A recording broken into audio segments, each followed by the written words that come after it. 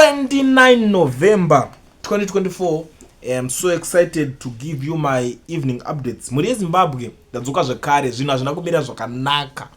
Iko zvinezvi situation iri very tense, zvinhu zvakachinja, zvinhu hazvina kumira mushe. Nyaya yandiri kusangana nayo panapa yekutanga inyaya iri kuitwa nepolitical party yenyu inokutonga zvechimonya kunyika yekwenyu.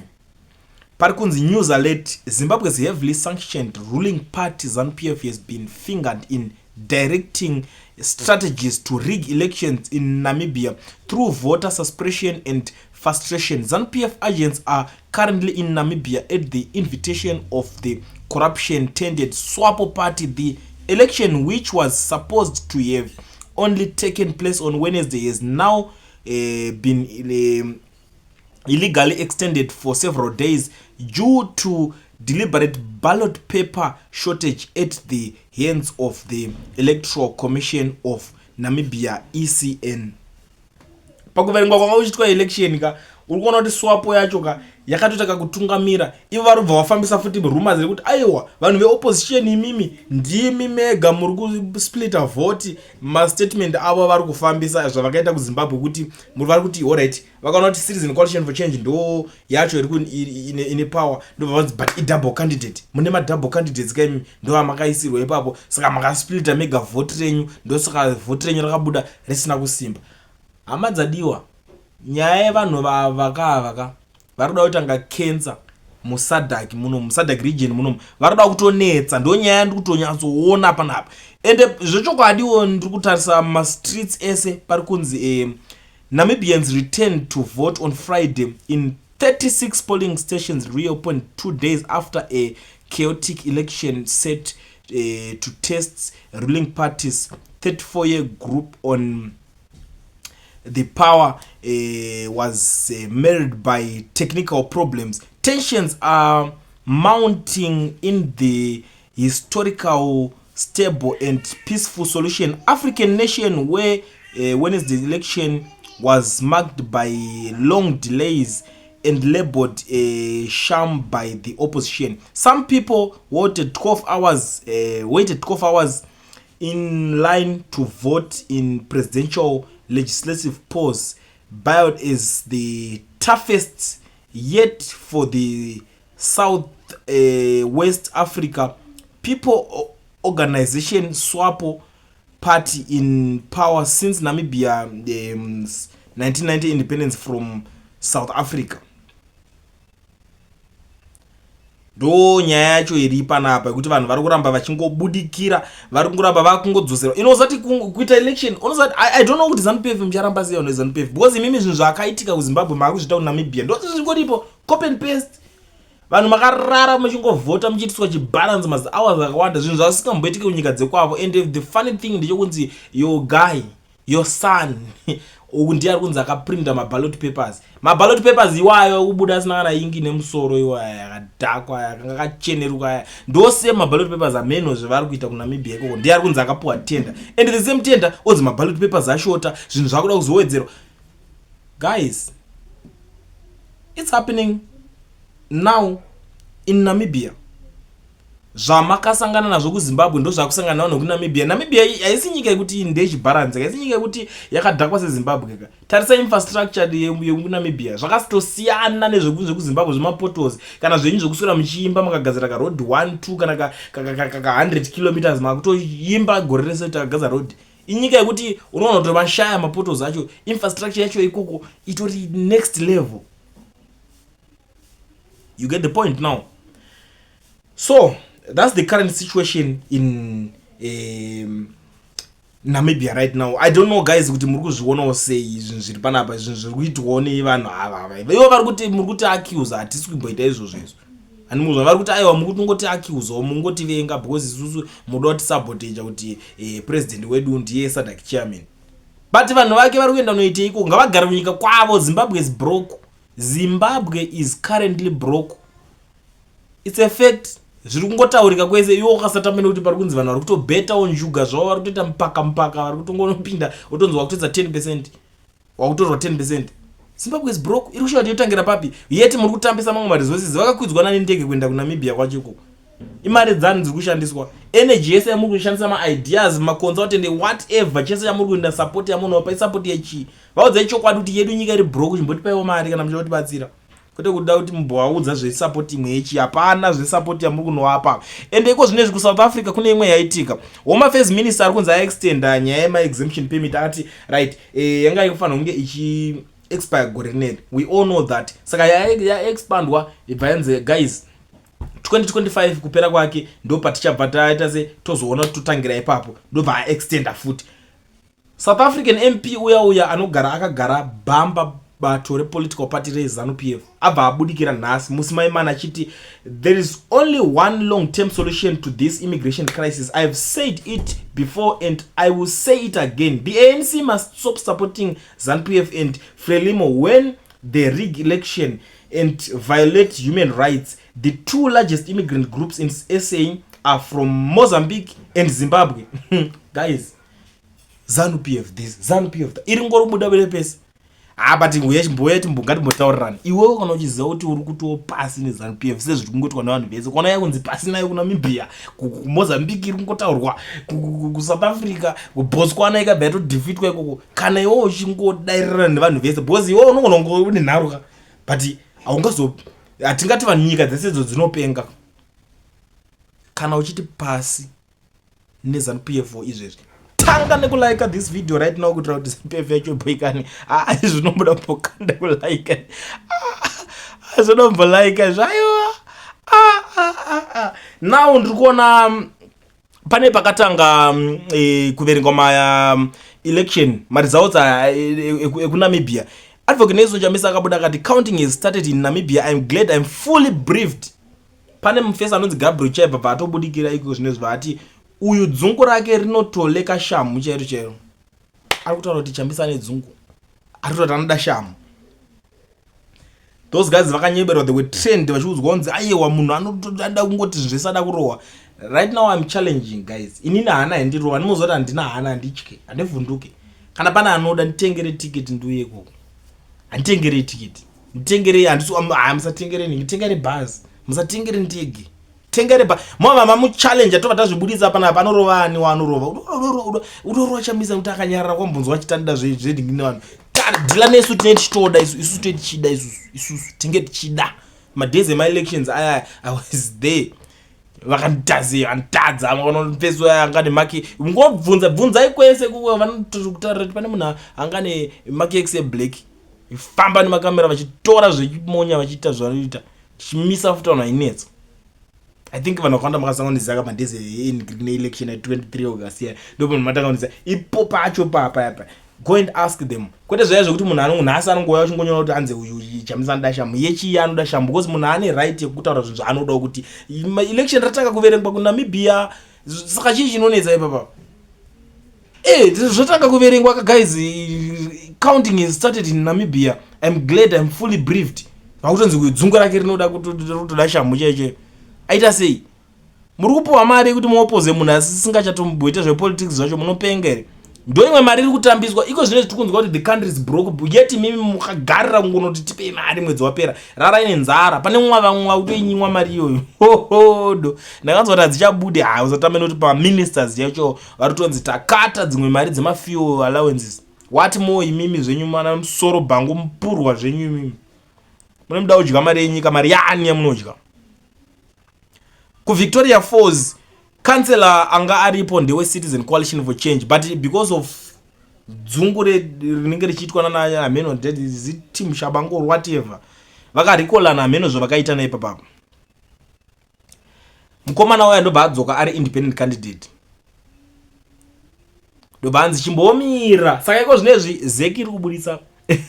Hawana chero kubudisa Zeki. Because that guy akazoenda court kuno challenge nyaya yekuti aiwa inimu apana mungati mango ndidya madai motanga kundivharira kunze futi. Saka panapa nyaya iripo pari kunzi the Supreme Court has dismissed an appeal by an aspiring independent candidate Ephias Mambume to nullify an earlier High Court decision that disqualified him as a duly nominated candidate for Ward 1 of Victoria Falls municipality by by-election. This means that Tonderai Mutasa of ZANU-PF remains the duly elected councillor for the ward as per the 18 November 2024 High Court judgment. The ruling disqualified the independent candidate's nomination following an application which cited Mambume as a debtor owing the local authority in unpaid bills.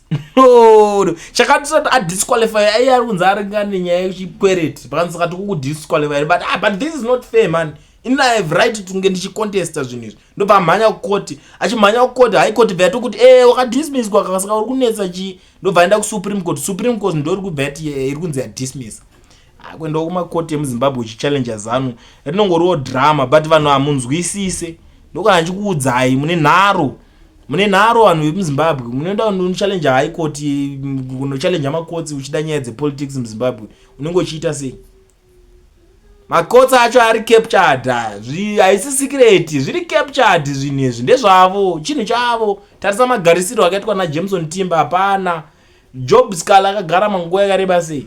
Kana iri nyika iri normal wakambonzwawo kana kuti kuNamibia kana South Africa or any country or Botswana kuti vanhu vanogariswa mukati menyaya dzakadaro like that makambozvinzwawo kupi?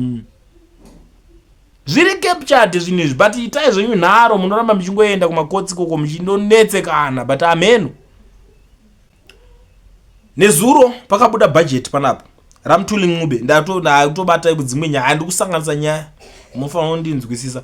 Pakabuda nyaya panapa saka ndakuona vanhu veZANU-PF hapana vaya vanoti nguva yeelection yasvika vanenge vapuhwa tumasense kuti vatange kuita noise kuX kuti kuita akuchivava manje noza because amana imika. But thanks kune munhu pane munhu handi uZimbabwe handiti client you have to test something andigira this six pack from Zimbabwe eka order kaka agona. Thank you very much my brother.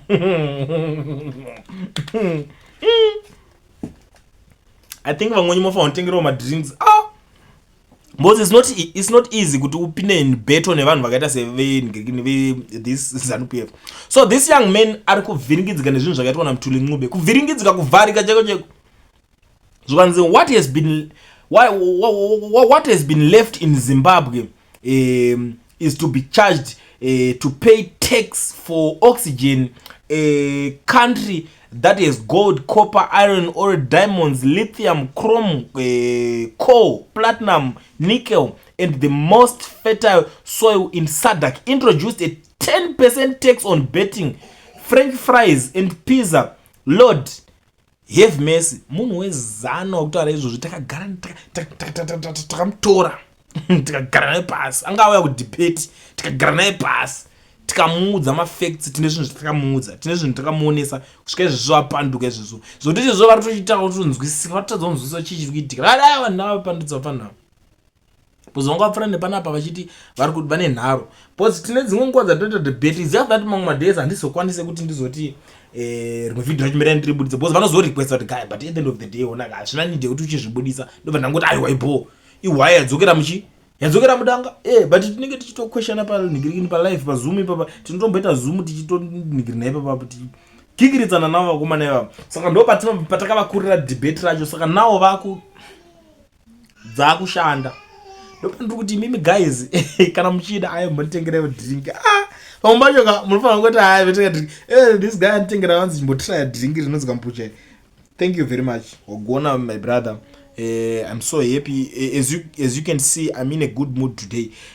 Tiri kuona nyaya panapa same nyaya yabva yapindurwa naRichard Tsvangirai ari kuti most bettors are amongst the poorest in society. It's unfortunate that the Minister of Finance has introduced a 10% withholding tax on gross winnings to ensure fairness. The minister should introduce a threshold to protect those with low winnings. Tax policy must not deepen inequality. Zvamutuli inini ndakagara ndakuudza inandi tolarita zvese zvakati zvokuda musajustify unosati ana Richard Tsvangirai imimi mapana imimi tozviziva ndimi vamwe vanhu vanenge vanoitanga vanopengereka futi imimi we understand that kuti baba wako angari munhu kutoti he was a change champion anditi munhu aida kuti Zimbabwe ive a better country and akatoita kuti Zimbabwe ivewo pa a better position. Up to now tiri kuenjoya zvinhu zvakatoshandirwa nababa wako, vision yavakatoya nayo. Amene kuti dai baba wako wangasipa amene kuti Zimbabwe tikadai tiri kupa nditi, but tinozvinzwisisa futi kuti unogona kunge uritori mwana kuti baba wako anenge ari munhu bo vana vafanana nababa wako, unogona ngotori mupengo pengereka uchienda wakadai. Tinozviona izvi vanhu tarisana mudhara manyerukwe vaiva vanhu anga ari madhara egospel vachiita zvinhu zvavo vachipfeka dressing bobo, but vazoita mwana wake gasporia tsaunonoka meno vakatotanga torwa meno chavanoti chamba chikoko. Saka something chekuti we understand that kuti munenge muchipengereka muchienda makadai. Saka kushaya order kwamuri kuita ikoko kuti imimi makatombosara muri kuparliament zvekuti wadedzwa kunzi mfano uyu ngatimutore inherera, mfano uyu anditi ngatimutore mfano uyu inherera, hana vabereki tichipinde nayeyo auye achitraya kuitawo zvaanoita, ndobva watiraita zvavanoita ubvatorwa neweve yachabangu amene kuti inzara kana kuti hauna imwe profession here yekuti ukwanise kunge uchiisa food patable. I don't even know kuti chii chakabatika pauri. Now waura kutaura kuti kana iri nyaya yebetting yacho alright dai at least ngazvibatewo vapfumi chete vanenge vachitora mari dzakati wandei kusiya vane dzinotora shoma. Zvese izvozvo ndezvekupenga. For example, munhu anotora mari yakawanda ka inini zvangu personally ndakazvitarisa nditangera pa $100 in Zimbabwe. $100 ubva wabvisirwa $10. How do you feel? Wenda umbaone 90. Inenge kashota risisiri bhuru ka. Arisisiri bhuru. Wara toto wina 1000 yacho. Ubva torwa wire. How do you feel? Aisi chatokwana yatoshota.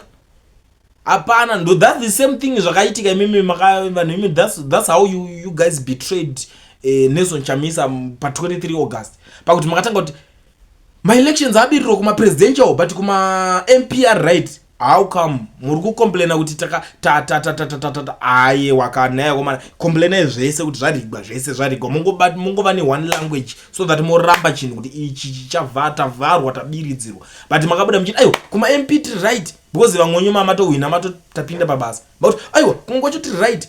How come? How? Kuti moti gumbo rako rambotota half, uri wambo watsika mvura tota half, but andatota.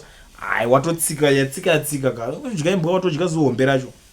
Saka I understand kuti mimi mune kamwe kakupengeleka kamunenge muchiitawo zvenyu, but anyway zviriko zvinowanika. Ndingazokuti ndokumanikidza kuti uve munhu kwaye bozo unogara ungochitopenga. Ere tawapinda pane imwe nyaya ndikusangana nayo panapa. South Africa has extended Zimbabwe exemption permits to the end of the next year. The permits were expiring today. This is good news. Congratulations guys. Isusu kuno kwatisi kuzobva. Ndakandichina kana makanotice for the past 5 days and I'm low key. Uvingana makatasa the way nechitotora ingeto nhasi muona kuti I'm in a happy mood. Andribalogi ndiona ana takutobuda mu South Africa guys. I was so disappointed. Ndakuto umwe chito right kule ndaona kuti uchauya uchina papi uchitaura nyaya dzako uri pai. Ndaitoza azitoto takudzvanya kwa unotakurwa saka mbva maziva kuti imimi vanhu ve ZANU-PF ziva kuti ndichinde kuti rimwe gore rekukuonesai moto. Sorry zvenyu hapana chachinja. 1 year rimwe rekukuonesai moto ndiri kuno and I'm celebrating cause ndine vanhu vakawanda, my brothers and sisters. Tukuta munhu wese anonzi muZimbabwe kwandiri is a brother or sister. Vari kushanda mudzimba, mumakantini, mumakitchen, mumahotels. They are doing good. Maspa eku South Africa kuno for your own information, my managers ratongo team redu rechizimba iro, which is good. Those zvinhu zvikuita kuti titofilawo good. Saka ndo zvinhu zvinondifadza izvozvo. Handingotaura zvinhu on behalf of myself but on behalf of everybody. Zvinova zvinhu zvakanaka zvinondifadza. Now tiri kuona imwe nyaya panapa. Crisis in ZANU-PF Botswana. Masisi refuses to step down. Masisi ndiye munhu akajikisa ruling party yekuBotswana because haana chaanoziva musoro bhangu, ane makaro, nzara, kupengereka, dzungu, kusaziva zvaanoita. Ndobva angosvika vangonzi bajikiwa zvake iye ndikama akapupura zvakanzi this young man ndaitaura naye most of the times ndikitikagara pasi toti onai shamwari vanhu vari kukuti zvakati anzi ari vice president ndopaitaura ona vanhu vari kuti zvakati about you but aiwa onai vanhu ava is just because vari kudawo basa randiri kushanda. What's so special about being a vice president? Zvine basa rei kuzimbabwe kuno kutakana ma-vice president hobo vasina kana nedhiri nanhasi tine mamwe ma-vice president vasina kana nebasa rese vasina kana value kana musoro havana. Handisi kutaura zita handina nanga but ndingoti kuzimbabwe tinavo zviriko komenda in below uchindiudza ndiani but that guy ndo pakatangira era ipapo ndo pakatangira era now anzwa ajikiwa chimira tichiti patinoda kudzoka musystem anditi toisawo mumwe imwe presidential candidate because yato opposition party ende zvinoitika kune nyika yese zvemafanis. Let me tell you something guys, musambofe makanyebera zvaya zvamune muchiudzwa kuzimbabwe kuti aitorwa nepeni nepepa iye katodai tinozoda iwe nyengesera marizosa anenge asitadedzerwa baba marizosa akatodedzerwa izvezvo kutonzi for example paZANU-PF yajikiwa akadedzerwa marizosa avarambire varipo mune nyeba vanobva inenge to opposition passport ichingopedza kudedzerwa motozoti yatochi opposition. Saka musanyanya kuzvibatikira zvenyizvi. Same applies in Botswana. Va opposition vakuda kurambirirapo hanzi masisi ndichikuda kudzoka akanyudza chikepe auda chidzodza aya zvakaoma. Same applies in Zambia. Ndakanzwa kuti Edgar Lungu nalitumba aya ndatena litumba vari kutotry ikoko kuti ndoda kudzokera kunocontesta against akaende chilema itai tinozotangira ipapo. Right, tobva taona propaganda machine. Baba vanonyeba zvavo ivava vanonzi Niki Mangwana. Murume anonyeba uyu. Vakuru vekunyeba. Ari kubudisa nyaya panapa ari kuti government is concerned with the flagrant violation of the mining and environmental laws resulting in unethical mining practices which are causing financial loss and environmental degradation. In this regard, government will intensify awareness and the enforcement of the responsibility mining initiative to ensure compliance with the country's laws and curbing illegal mining. That's Mutuli Ngube ndoma statement aitaura machina hamuna zvamuno amaita zvenyu. Zvavari kuita zvaya zvokuti vanoti kana vakajuma zvigoridhe zvavo vakuchera mine apo vototora mazimavhu vamati murwizi zhu. Guys, mining in a mari, we all know that and we understand that. But what about isusu tinenge tiri poor villagers? Tine mombewo dzinomwawo mvura murwizi irworwo. Handiti makangoti mazimavhu enyu zhugumbu chingochera muchikuita zvisina direction. Saka mangwana mvura kana ikazona mombe zedu dzichamwira mvura yacho kupi? Ndo zvinhu zviri kunetsa chete izvozvo. Mining ine mari but hatisi kubenefita futi poor villagers. That's it. Kutongopinda mvillage vanhu makungochera mazikomba mazichinji nhasi mauda kunyebedzera kuti isusu tichazoita plan. Muchazoita plan yechiko muri as government tai plan ndaizvezvi munovamisa.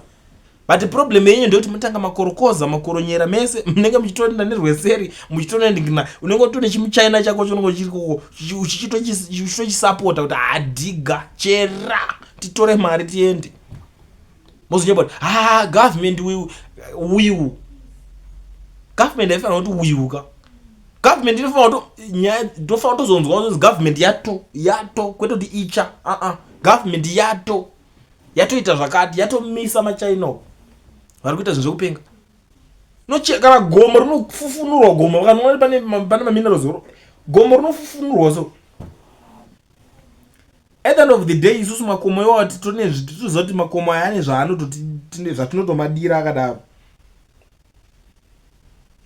Mazimavhacho ringoto at least ngatichitawo kana skill the way yekubuilda nzvimbo dzakawanda muZimbabwe unonzwa kuti kune Shaban mine kune chakati nzvimbo dzekuti ma British pavaita zvinhu izvozvo vachimaina vachididi vaitoti vakatotanga torwa dhiriro obva atovagadzira kana location ipapo inotanga rika compound yotonzi yato location yopedzera yato town zvaitofamba panguva iyoyo. But these guys ana shangu matiremera matiremera haana shangu matiremera ainena nhasi ndiri kutonzwa kuti mukurema muri vahombe kwatiri hatina zera nemi machaina hatina anyway muri yezimbabwe ndisati ndabuda panapa munoziva kuti everyday handinogara ndine nyaya 1 yekuti apashayikwe 1 munhu anenge apengereka iyo it's a must and izvozvo maakuzviziva kuti pese pandinoya panapa handishaye 1 munhu anenge avhura hombe. Nyaya yandinayo panapa yakamira kare so pavhurwa hombe panapa nemuchinda anoitwa Zimbabwe abuda achiti chief wenje afa. Saka iye manje ari kuramba achingodzokorodza achingoti aiwa hama dzake ndudzi kuti afa. These people vanenge vatone vanhu vanenge vatowafondera haudozati munhu anagona kana makazi nemunhu wacho vanenge vamufondera saka parikudza iwa azamupefimba yatotsara chimudhuri yayanzi yatsara mutumbi yatsara mutumbi wechitunha chacho saka kana yatsara mutumbi wechitunha avangosiyiwa vakadaro ende kutonzi vakatora nemafoni ake hamene zvinonga achingotaura kanzi atunzi asari rekodi kana vhidhiyo kana zvakaoma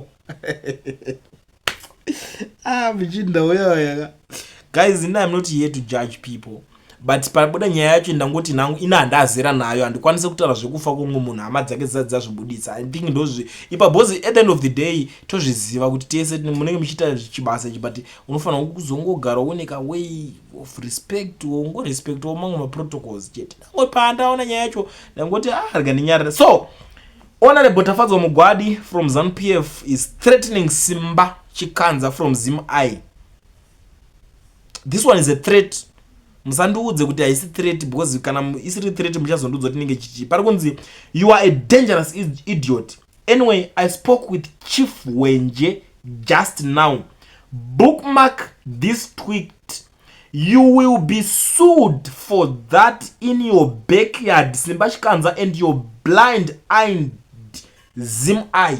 Uchasungwa uchigara zvikunzi kwa backyard vari ukugara kabhoska keku UK zvikunzi uchasungwa handisi kuziva kuti vari kuti wanzwa vanozana vachiti uchasungwa vari ngoedza kuzoda kusunga ZANU-PF ikati uchasungwa inenge chingokuti ndoda kusunga that's what it means guys. Handisi kuziva kuti muri kuiona sei nyaya yachifu wenje yanetsa but ini ndangopfurawo nepo ndakangoti I doubt.